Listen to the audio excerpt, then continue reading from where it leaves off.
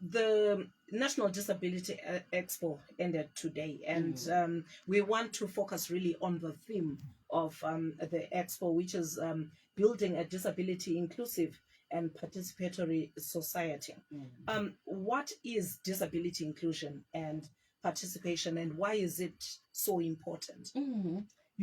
Like I said, if it were me, I was going to add meaningful participation, Mm. because I really believe that for people to participate, anyway, let me first define to say that being included and participating, it means that from the onset of something you are involved, right through to see it to the end. Mm. So, for example, we just launched the National Disability Policy in June 2021. How involved were persons with disabilities themselves? How there are some processes that we totally skip some people. Mm. Let's say we only give a chance to the person with a disability, maybe who's in town or in the urban areas, Mm. yet we know that more than half of the population of persons with disabilities is in the rural areas. So all these things must be tracked. They must be tracked to see how participatory are they. There are some spaces in which I see that they can invite everybody and say, Iowa, we have got this meeting. Then they don't provide, for example, a sign language interpreter. This means that a person who's deaf and uses sign language cannot participate meaningfully. Mm. So, meaningful participation also means that you've got reasonable accommodation, you've got accessible infrastructure, Mm. you have got the involvement of all the people. So, I've seen it that sometimes we have got participation, we've got inclusion, but it's not meaningful. Mm. There's no reasonable accommodation. I've seen meetings where they say we need persons with disabilities. They don't count. Vanozoti vari kuperekedza sarai panze. Mm. No, Mm. that's actually being discriminatory. So, in meaningful participation and inclusion, there mustn't be discrimination. There must be reasonable accommodations for Mm. everybody. Okay, and now let's talk about the physical and environment factors. How Mm, do they affect mm, the participation of persons with disabilities? mm. So, I'll reiterate what I've just said, to say I've seen that most people think that the disability is, you know, in the body. Mm-hmm. So that's not it. So we've got the disability that is caused by the outside environment. Naturally, the person has got an impairment. They can't hear, they can't see. But the disability comes uh, through the social construct that we do. We haven't put a ramp. We haven't put something in braille. That's what exactly causes the disability. So that's where the infrastructure and things come in. So we can actually eliminate disability, because disability, we now see that it's a social construct. What we are telling, actually, it's also ableist to say avagoni. You know what I mean? So it's what we put in place that makes that person disabled. I've seen buses that are accessible. People can go in the mall, they can shop, they can do their shopping. I think it was 3 weeks ago where I attended a conference where there were guide dogs. Mm. You know, guide dogs, animal assisted, therapies and so forth, and assistive technologies that are there Mm. to say persons with disabilities can function, in the society without us putting the barriers. So I think where the society now comes in is when we put the barriers, when we eliminate all the reasonable accommodations. We are disabling a deaf person if we don't put the sign language interpret. We're disabling the person who uses a wheelchair if we don't put the ramp. You see, so there are a lot of accommodations that we can put in place in the environment that makes it participatory, that enables that person to participate and be included in everything. Mm-hmm. Mm. Okay, our time is now 18 minutes to 9, and this is the disability factor. If you're just joining us, I thank you for making us your station of choice. We are Star FM, sounding good all the time, and tonight we are talking to Samantha Sibanda, who is the founder and director of Signs of Hope Trust. She is sharing with us her opinion on how best the country can address challenges that are faced by persons with disabilities to ensure that they are not left behind in the nation's development agenda. Someone is coming through our WhatsApp platform, and this is Tendai Mazuru. Thank you so much for coming through, Tendai. I know you also do a lot of wonderful things out there. We appreciate that. And Zindoda kuti, first, people with disabilities to know secondhand information. I'm even shocked about that expo kunzwa zvinhu zvapera. And also again, atipiwe opportunity to do zvatinenge tichidawo kuita. Hanzi tinoponderwa musaga. I don't know, per issue, he raises a valid point. Yeah, information, accessibility to information. Vari kuti vazozvinzwa zveexpo izvi zvapera. Maybe going forward, zvoitwa sei ukuthi abantu bonke bathole this information before the expo is even done. It's not really surprising what the caller is saying. And we always at Signs of Hope say persons with disabilities are indeed secondary beneficiaries of information. Unotoita zvekunzwa sometimes hazvizi izvo. Unotonzwa kuti iripo musi wa15 kana kuti chii. The platforms that we use to share that information, we now need to be diverse. If we want a participatory society, we need to be diverse, use various methods of sharing the information. Personally, I saw this about the expo on WhatsApp. So I'm not sure how those who don't have WhatsApp were going to hear about it. So maybe we can also use other platforms, text messages. And I think something that the National Disability Policy did point out was that we don't know kuti vanhu vane disability vari kupi. Ndiani ari kupi, anogara kupi, ane which disability. That's also important.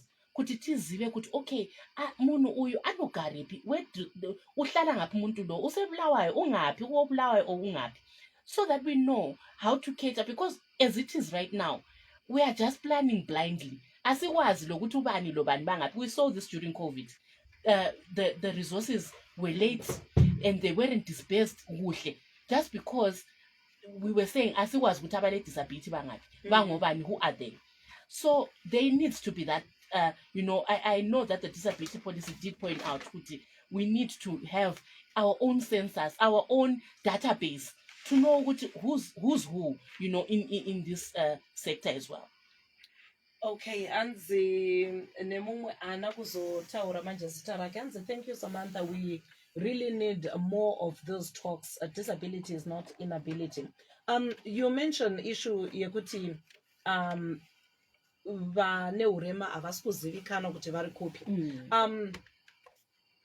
Zimstat yakaburitsa mashoko and paiitwa census painzi pari kutounganidzwawo zvekare concurrently, tichiverengawo dzimba, tichionawo kuti mudzimba umu kune vakaremara here, vane urema hwakaita sei, vakaita sei. Why are we then not using that information now kuti tinge tichibatsira? You just opened another can of worms, Siphathisiwe, because I know in most of the groups that we have been talking about the statistics on the census, I really think we need to engage ZIMSAD more, because what they have produced is what we call the functionality report of Zimbabwe. What they used are what we call the Washington group of questions to ask people, how functional are you?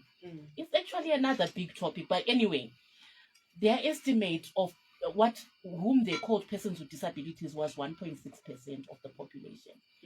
For many activists, we really saw this as a problematic figure, because then it means a lot. If the statistics like globally are saying about 15% of a population is disabled, then it means our 1.6, it means asivalanga kuhla ngithi. There are a lot of things that the Washington group of questions skip, like persons with psychosocial disabilities or autism. We know that they are there. But what they have produced is what they call the functionality report. How functional are you? How well do you remember things? So they grade these things. And out of that report, they've said only 1.6% of the population is disabled.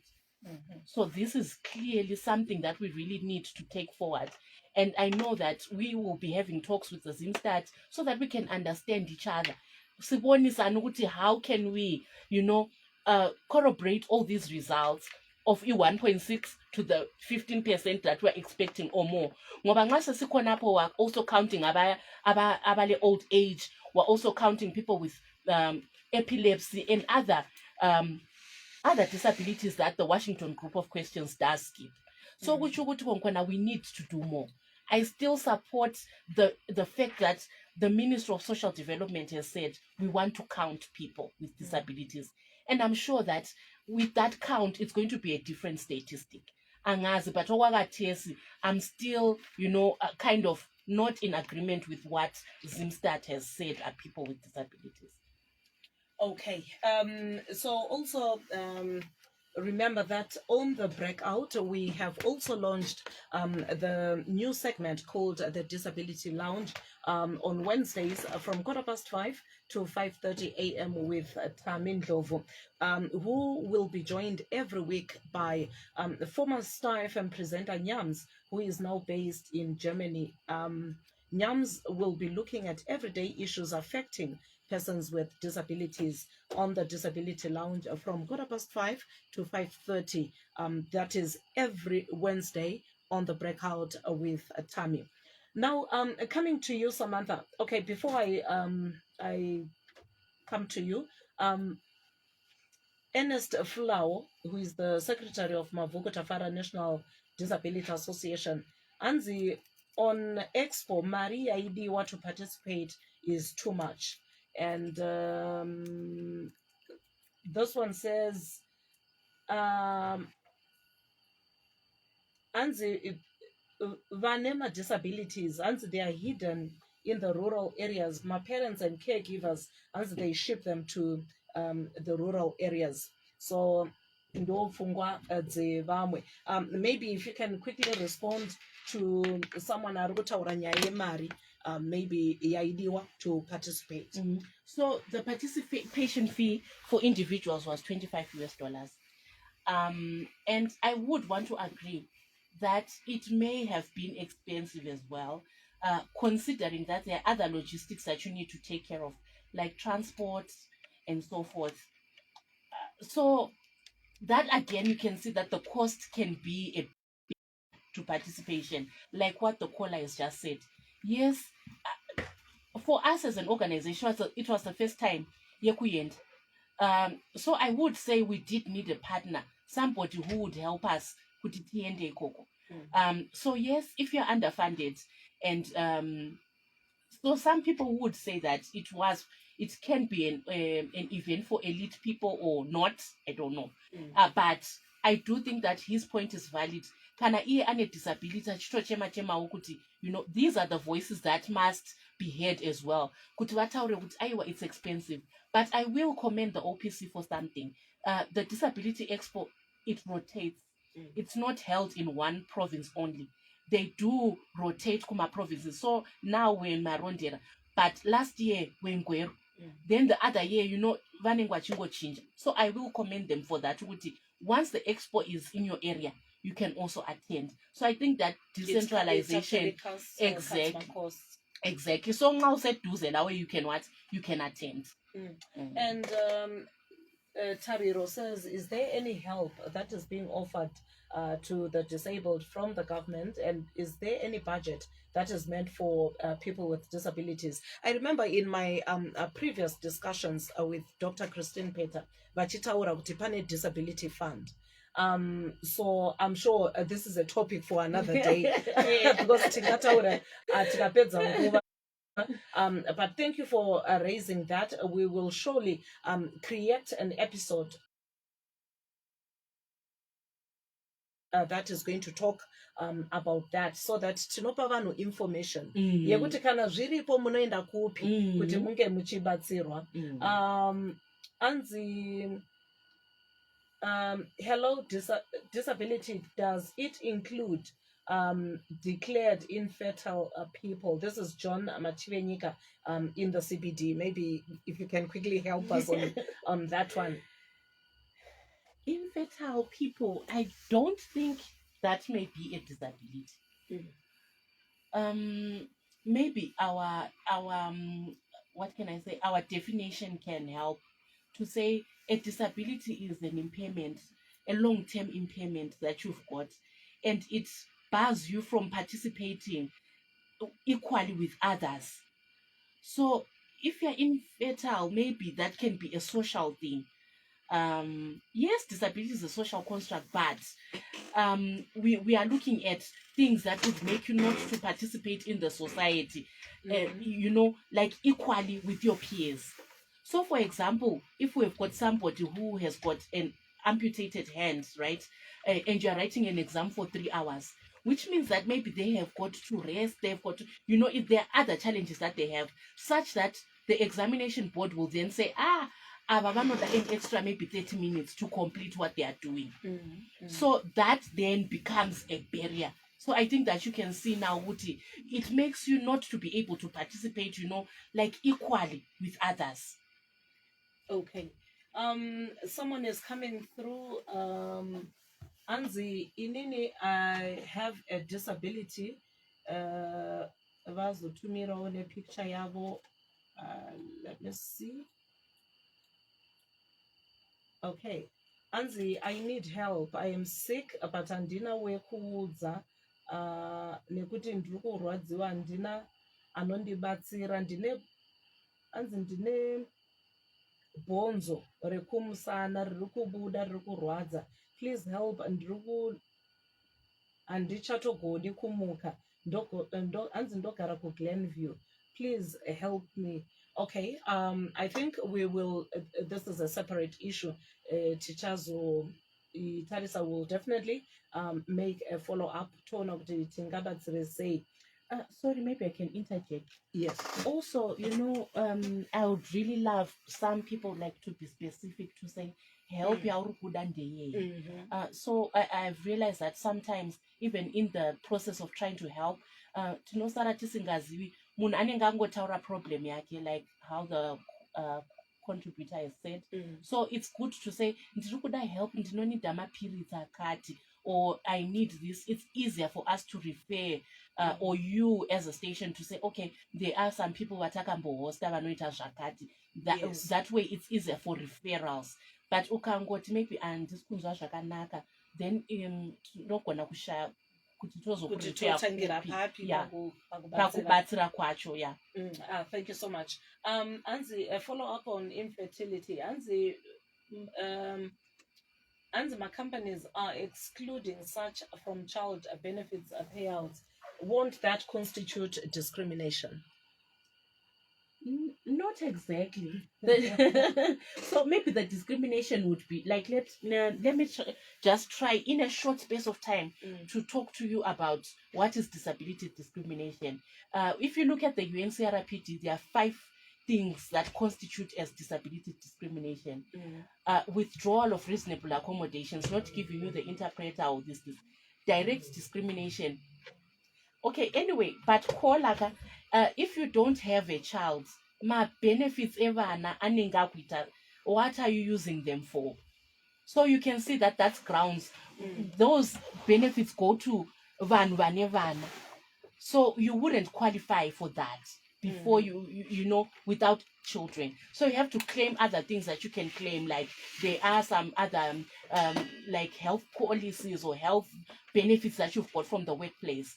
But evana ndiyevanhu vanevana, it's like now saying ndisina disability ndakuti ndakuda disability benefit, anti ndanzwa zvefund ndakutoti ndipeiwo ini ndisina, which means kuti ndakuba nditi. So no, it doesn't qualify. If you don't have children, which means that you don't qualify for those, you can claim the other benefits that you've got, within your company. Okay, nguva yedu ndo iri kumhanya. It's 3 minutes to 9, and if you're just joining us, we are Star FM, sounding good all the time, and this is the Disability Factor, and I am talking to Samantha Sibanda, who is the director and founder of Signs of Hope Trust. She's also a human rights advocate for persons with disabilities. We are focusing on how to build a disability inclusive and a participatory society, which was the theme of this year's National Disability Expo, which ended today in Marondera. Because of time, I think let's quickly talk about the expo. Um, uh, we know Yakatanga Msue Tuesday. What is the value of such expos in achieving inclusion and participation of persons with disabilities in socio-economic development? Okay. So I'll respond as somebody who went there, like as an organization for the first time. We did realize that there's need for physical interaction with people, and I think the expo is very important because you will see that there are a lot of organizations that come to the expo specifically with things that they offer persons with disabilities. So it's a very, very good space for you to go. I remember there was an organization called Wiz Ear. They deal with ear challenges and ear problems. They also prescribe like hearing aids. So they were testing people actually on their scans to check how is your hearing. Do you need a hearing aid? There were also organizations like Lena Cheshire Disability Zimbabwe. They had also talking about how they do their orthopedics department was there, how they measure people for their wheelchairs. A lot of people were there. The senators were there. We also met Mr. and Miss Albinism. So everybody really in the space would be there. Even the organizations that really deal with some of the things, like I saw NASA as well. NASA was also donating wheelchairs. There were a lot of people there. So it's a space where you can go to and you can see partners that you may have overlooked. You may also see the services that are there for you as a person with a disability. And also as organizations, we can also create synergies from the Disability Expo. See what other people are doing and how it links to your work. We hadn't met other organizations from Marondera. They were there. People from Marondera whom we've never met. That was a good space to meet people as well. Okay, because of our time, in under a minute, the key issues that came out of this expo and the resolutions. The key thing that I saw, not a key thing, but something to note, is that anyway, in an expo, we expect that persons with disabilities must also be able to see how they can participate. I was excited about how young people with disabilities were saying, "Ko apa topinda sei, apa topinda sei." You know, we created that platform for them to ask and how they can be involved. And it's not about exclusion. It was good to see them interacting with those various organizations. We saw some of the donations in which we see, Uti, yes, we still have a long way to go in terms of our donations. What exactly are we giving? We have said as a country we are going towards empowerment versus charity. Let's do that as a team. So I really saw the teamwork. I saw the opportunities that were there, and I really do encourage that people, when they get the expo in their area, they must attend to see how they can be involved, because I think participation is about seeing how you can be involved. Well, with that, we have come to the end of our episode tonight, the disability factor. Thank you so much, Samantha. She is the founder and director of Signs of Hope Trust. Thank you so much for making time to share with us your views on how we can achieve a disability inclusive society in line with the country's national development agenda, as well as also international treaties and conventions. Thank you so much for coming through. This is your number one station, Star FM, sounding good all the time. Many thanks to my producers, Valeria Mandu and Ayesha Nyanzunda. I'm Siphathisiwe Mpofu. Catch me again, same time next week. But please don't forget that on the breakout, we have launched a new segment called the Disability Lounge with Tammy, and he will be speaking to a former Star FM presenter, Nyams, who is now based in Germany. And Nyams will be looking at issues, everyday issues that are affecting people with disabilities on the Disability Lounge. That is from 5:15 to 5:30 a.m. every Wednesday on the Disability Lounge, on the breakout rather, with Tammy. DJ Ballet is up next. Good evening. Tune in to Star